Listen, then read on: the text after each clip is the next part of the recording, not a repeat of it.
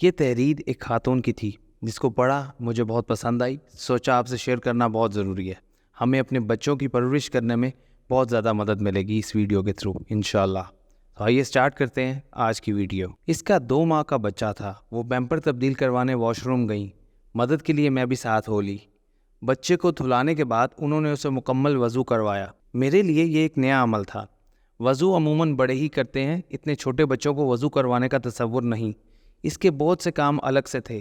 2 سالہ بیٹی کو کھانا کھلانے لگی، ہر نوالا منہ میں ڈال کر کہتی الحمدللہ۔ بچی بھی توتلی زبان میں دہراتی تب دوسرا نوالا کھلاتی۔ وہ مکمل یکسوئی سے بچوں میں مگن تھیں۔ اسی یکسوئی سے میں ان ماں بچوں کا مشاہدہ کیے جا رہی تھی۔ وہ یمن کی رہنے والی تھیں، کالج میں ساتھ ہی عربی پڑھاتی تھیں۔ یہیں دوستی ہو گئی، خلوص اور محبت کے ساتھ۔ اس دوستی کی وجہ عربی زبان تھی۔ انہیں ٹوٹی پھوٹی اردو اور انگریزی آتی تھی۔ دیار غیر میں ہم زبان کا مل جانا ایک نعمت ہوتی ہے۔ وہ جیسے ہم زبان کو ترسی ہوئی تھیں۔ کچھ ہی دنوں بعد میری دعوت پر گھر چلی آئیں۔ ان کا ہر انداز الگ سا تھا اور میں سیکھنے کی شائق۔ میرے گھر داخل ہوتے ہی بار بار شکر کر رہی تھیں۔ پوچھا کیا ہوا؟ کہنے لگی شکر ہے، بلاسٹ اور فائرنگ سے بچ گئی۔ انہیں سمجھایا کہ ایسا کچھ نہیں ہوتا، ہمارا میڈیا منفی پہلوؤں کا ڈنڈورا زیادہ پیٹتا ہے۔ تسلی پر خوش ہو گئیں۔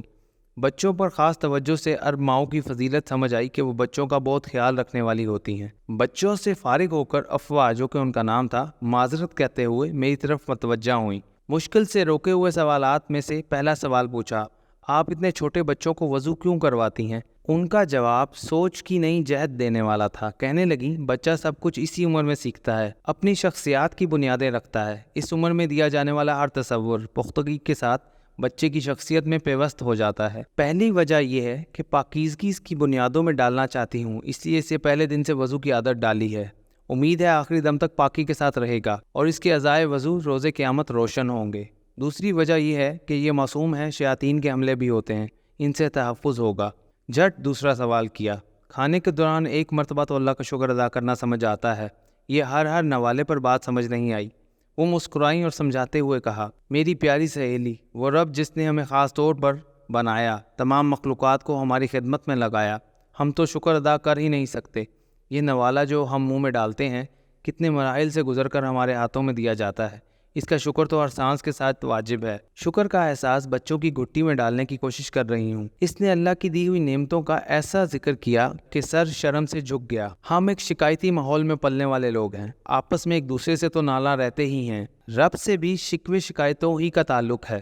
اولین تعلق شکر گزاری کا ہو، یہ ان سے سیکھا۔ ان کے سامنے بیٹھی زندگی کے کئی سبق لیتے، وقت کا پتہ ہی نہ چلا۔ جو سبق سیکھے وہ آپ بھی سیکھیے۔ الحمدللہ، ہمیں بچوں کی پرورش کو بہت زیادہ اہمیت دینی چاہیے۔